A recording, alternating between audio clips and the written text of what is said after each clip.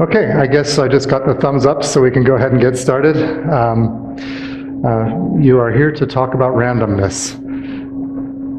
Real quick, who am I? I was at a talk a few years ago, and they told everybody that they should put up a slide of who they are, and so I've just always just kind of updated it a little bit. And my name is Dave Oswald. I studied econ and computer science at the U. I work for Endurance International Group. Locally, that's known as Bluehost. I work on the orchestration infrastructure team. The enterprise orchestration team. Really, I think of solving problems as being my hobby, and fortunately, I get paid for it. I also run Salt Lake Pearl Mongers, so if you are interested in Pearl, come join our mailing list, saltlake.pm.org. You can click our QR code, or you can just come talk to me after. You're really here to talk about randomness. So I'm going to put up a slide. Somebody raise their hand if they see something wrong with this. This is GenPass, a password generator. See anything wrong? It's the second to last line. We're using RAND. Anything wrong with using RAND to generate temporary passwords or passwords? RAND isn't very random, unfortunately. It's a bad idea, okay? So John von Neumann says, anyone who considers arithmetical methods of producing random digits is, of course, in the state of sin. So we're going to talk about random number generators, and we're going to try to avoid sinning. The problem with random number generators is that you can think that you're getting randomness, and there's no really good way to test whether you really are getting randomness. There's just no excellent way of knowing for sure if what you are getting is of cryptographic quality. It's kind of hard. Most good random number generators will pass statistical tests. And I'm not talking about cryptographically secure random number generators. I mean RAND. Perl's RAND, Python's RAND, whatever RAND. Will generally pass statistical randomness tests. And that's part of the problem, is that it is so hard to test. Anybody know what this is? These are truly random number generators. They use white noise. They generate white noise by amplifying a signal, and then they pick off the white noise and use that to get what looks like randomness. So what's the problem with TRNGs? Well, and they're actually based on random events. The problem with them is that, well, all of our problems are solved, right? We can go home now. Well, no, then you never have one when you need it. That's the problem. So we can't go home now. One of the problems with a truly random with truly random number generators is is that you might be in the cloud, you might be other places like that. So what about dev random? Well, dev random is no good. It is good, but the problem is, what about headless systems, for example, where entropy arrives very, very slowly? So truly random number generators, you never have one when you need it, and it can be difficult to avoid blocking, as is in the case with devrand, or devrandom. This is a picture of a theoretical example of a pseudo-random number generator, PRNG, pseudo-random number generator. Pseudo-random number generators, good ones can pass statistical random tests, great. Usually not a very good source of cryptographic randomness. And again, it's very hard to test for this. So why is this a problem? I'm glad you asked. Actually, I asked. I didn't hear anybody ask, but time for our live demo. Now, I can't see what's happening. The monitor down here is not working. So we're going to try this with me typing and seeing the back side of the screen.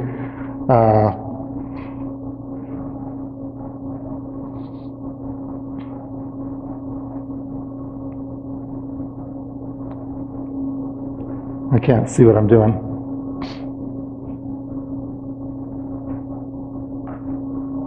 Let's start over.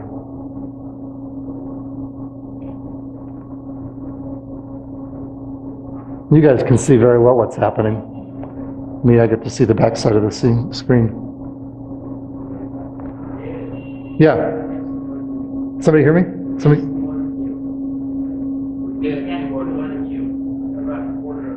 Oh, you're not getting. Oh, okay. Oh, you do. Okay. All right. Good. Then that's fine. We're going to be able to do this.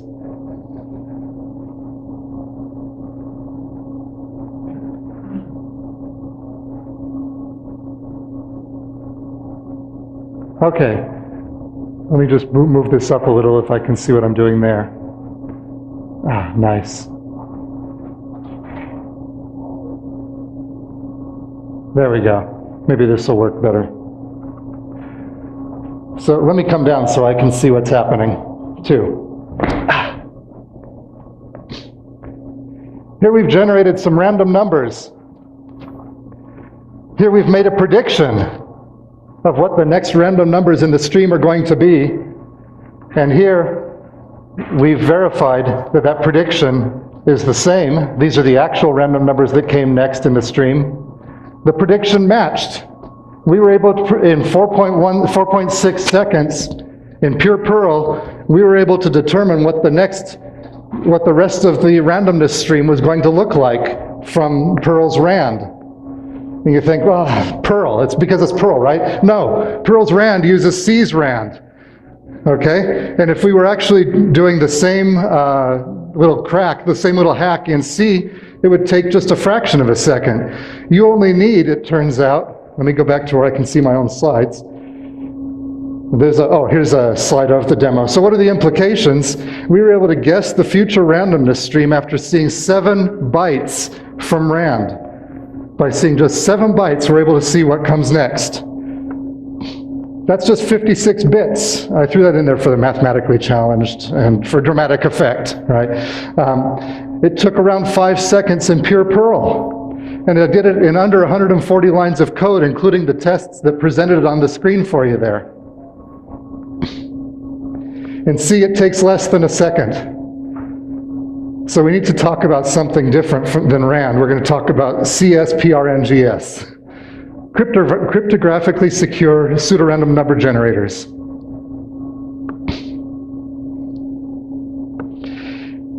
And what are those for? Cryptographically secure random number generators allow you to sin and get away with it.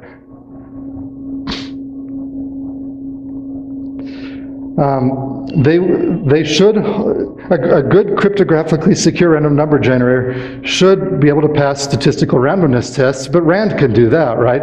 It should also hold up well under serious attack, even when part of their running or internal state becomes available to the attacker. They must hold up well under serious attack. They must hold, that means that given the first k bits of the random sequence, there is no polynomial time algorithm that can predict the kth plus 1 bit with any probability of success greater than 50%. So in other words, a cryptographically secure random number generator should not allow us to guess what the next bit or what the next sequence of integers are going to be coming off of it. Clearly not after just 7 bits, but they should never allow that. If there's entropy input while it's running, it should also be infeasible to predict the future conditions, even if the internal state were to become known.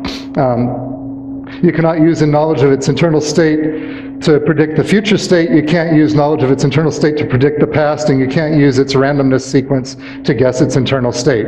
That's a cryptographically secure random number generator. So most PRNGs are not suitable as cryptographically secure random number generators. With most PRNGs, they will fail on all counts. Randomness sequences can be used to guess the internal state. The internal state can be used to predict the past state. The internal state cannot be re-obscured by adding just a few bits of entropy. A randomness sequence can be used to predict future randomness if you're just using RAND or C's RAND or Perl's RAND or Python's RAND, anybody's RAND. So why is this a problem? I'm glad you asked, because you're going to get spanked if you're doing it the wrong way, or you're going to get owned, or whatever terminology you want to use. So what should we do? Well, should we just use RAND and then shuffle? No, because that's using RAND, okay? So we shouldn't do that. here's what we should be doing. We should be looking for good libraries that use cryptographically secure random number generators to produce their randomness. And so, here I'm taking you through the shuffle thing. Should we shuffle? No. Now we're going to go on to talking about cryptographically secure random number generators. Here's one in Perl. Bytes random secure. It uses the Isaac algorithm, which is generally accepted as a cryptographically secure random number generator. And now we're generating a password from a string of bytes, and we're doing it using a proper CSPRNG. And we can clean that up a bit, make it even smaller. That's Perl. But what else can we do? Well, we've got to choose a good algorithm. So I mentioned Isaac as being one of the algorithms. A block cipher and counter mode. These are just things you need to be looking for. Block cipher and counter mode. That's considered a good cryptographically secure algorithm. Yarrow. Yarrow is used by FreeBSD for devu random. I think it might be used in general GNU Linux now for devu random. Or maybe Fortuna is used by Linux at this point in devu random. These are cryptographically secure random number generators. Isaac is the one that I mentioned earlier, evolutionary algorithm. And then there are platform specific, such as starting with Windows XP and beyond, you have crypt gen random, which is cryptographically secure. Choose a well-known implementation. That's the next thing. So just because you think you have a good algorithm, you still need to choose a well-known and generally accepted implementation of that algorithm. Review its source and be skeptical. Don't believe a thing until you've had the chance to look it over, verify that it is what it is and that it's doing what it's doing. In Linux, you can use devu random. And everybody's going to say, what? What about dev random? That's what we should be using, right? No, dev random blocks. Devu random seeds off of dev random, essentially, and then allows additional entropy to come from dev random as it becomes available. And it's a myth that you shouldn't be using devu random. You probably should be. That's a cryptographically secure random number generator in any version of Linux over the past, 8 or 10 years. If you're using Perl, use crypt random, use bytes random secure, that's mine. Use math random secure, use math random Isaac. If you're using PHP, there is a library, CSPRNG. If you're using Python, you can import OSU random. That's probably a good way to do it in Python. If you're using C, there are C libraries as well.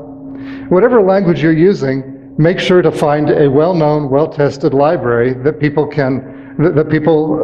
agree is an acceptable use, an acceptable CSPRNG implementation. What about testing? Well, statistical tests, I've found in my own testing, statistical tests are good for one thing, and that's just for making sure that there are no edge cases, right? That I am actually getting a 0 once in a while. That kind of thing. That's about all they're good for. They can uncover some types of edge case bugs, fence post errors. Are we getting a random number at all? That sort of thing.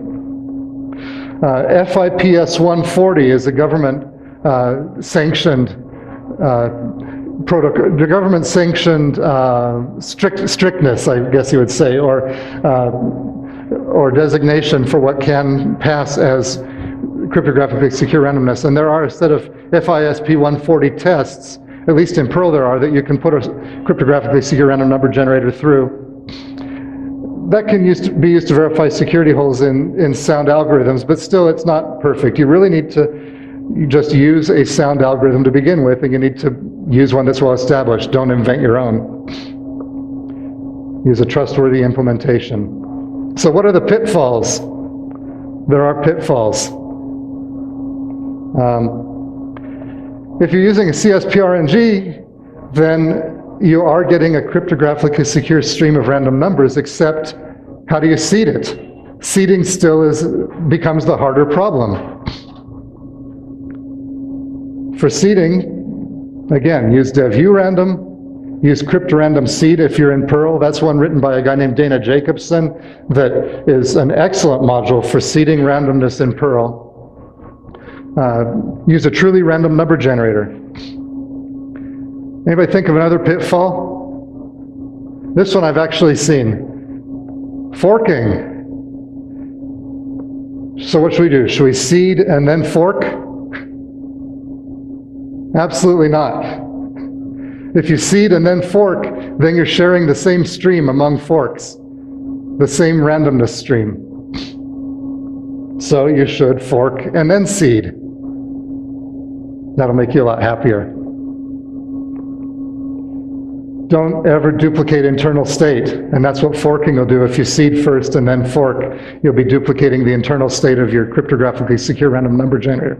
That's hard to say. And then two people could potentially get the same temporary password. However you're using your randomness, you're going to be sharing the same stream. Don't do it.